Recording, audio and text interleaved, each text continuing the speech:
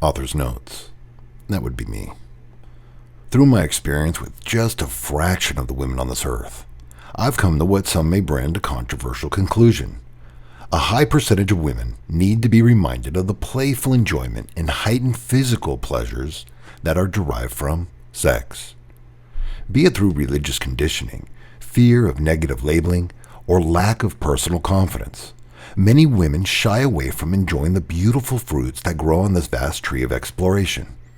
I'm always reminded after intense, intimate encounters with women that they really do benefit and thrive from a soul-shaking orgasm.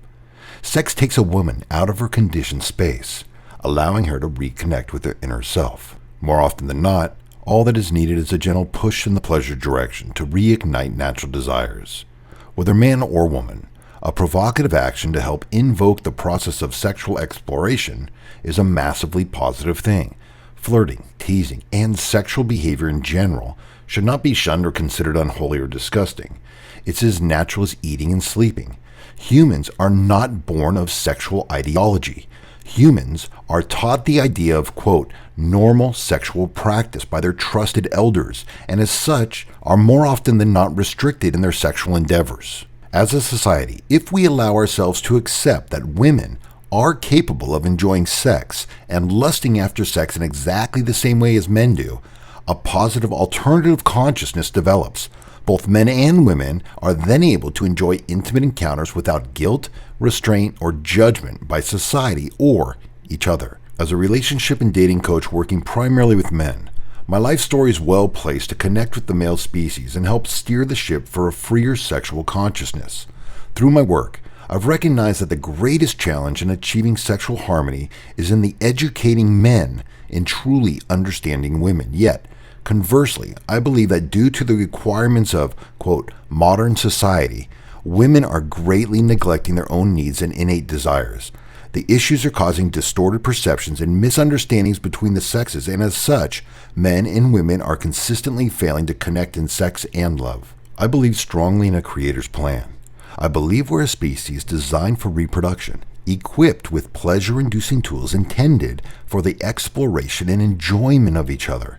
And as someone who believes in the abundance of goodness and the endless possibilities of pleasure, if a man or woman wants to discover pleasure, I firmly believe in facilitating the development of those beautiful chemical reactions. The more positive feelings evoked in the body, the better equipped we become to cultivate and redirect positive vibrations into the world. If I'm presented with a choice to flood the world with pleasure or maintain so-called normalcy, I shall unapologetically choose pleasure every time. Pleasure is one of the many beautiful interactions humans are capable of enjoying. Once a woman has consented to her sexual enjoyment as a self-given right, without allowing society to condition her pathway any further, she brings into her awareness the potential for self and sexual evolution. And once a man has recognized that sexually a woman is his equal and starts to understand the inner workings of the female species, he will start to connect more successfully with the women he encounters. I've lived my life with positive intentions, and that remains my mission. Yet to some reading this book, my life thus far may appear extreme and perhaps immoral. However, by understanding my actions and the methodologies behind the extremes, I hope my life inspires a rebalance for those who become sexually disconnected, or, at the very least, offers transcendence outside of societal prudishness. It's never too late to deconstruct social paradigms and adjust sexual ideology. I firmly believe every life is meant to shake the foundations a little, and that each of us is born to make a positive difference. I hope my story inspires you to follow your instincts, passions, and beliefs, regardless of the expectations and opinions of others.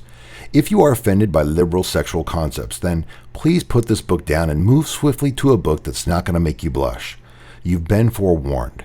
If you are here to find a new centering point, then welcome. May the stories inside this book give you breathing space to formulate a new pathway of liberation. Let the revolution begin.